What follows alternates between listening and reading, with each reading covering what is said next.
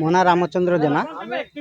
ବାଲେଶ୍ୱର ଜିଲ୍ଲାର କମରଦା ଥାନା ଆରବତୀ 1 ଗ୍ରାମ ପଞ୍ଚାୟତ ଅଧୀନରେ ଥିବା ମନୁନଗର ଗ୍ରାମରେ ଆମେ ଗ୍ରାମବାସୀ ଅଟୁ।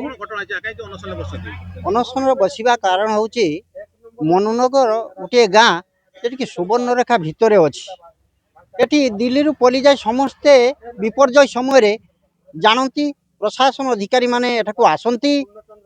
ପ୍ରାୟ ପ୍ରତିବର୍ଷ 5-6 ଥର ବନ୍ୟା ପ୍ରଭାବଙ୍କରୀ ବନ୍ୟା ହୁଏ ଏବଂ ପ୍ରଶାସନ ଅଧିକାରୀ ଠାରୁ ନେତୃମଣ୍ଡଳୀ पर्यंत समस्ते पहुँचती। मनुनगर कथा समस्ते अवगत अछंती। एटी आगरू मनुनगर रे 200 परिवार लीन हो जाइतिले। वर्तमान 300 रु ऊर्ध्व परिवार अछंती। तांकर जीवन जीविका उपरे पड़ीची, बंचिबार राहा खोजुचंती। किछि बाली माफिया जाकी 70-80 100 डंगारे बाली उत्तोलन करचंती, कूल लंघुची। तेणु वर्तमान ग्रामवासी उपरे बंचिबार राहा पड़ीची। तेणु ग्राम बंचाओ एवं निज सुरक्षा पाई आज समस्त प्रशासन को एवं समस्त अवगत करिचु। तेबे सुरक्षा हो पारुनी, बंद हो पारुनी बाली उत्तोलन।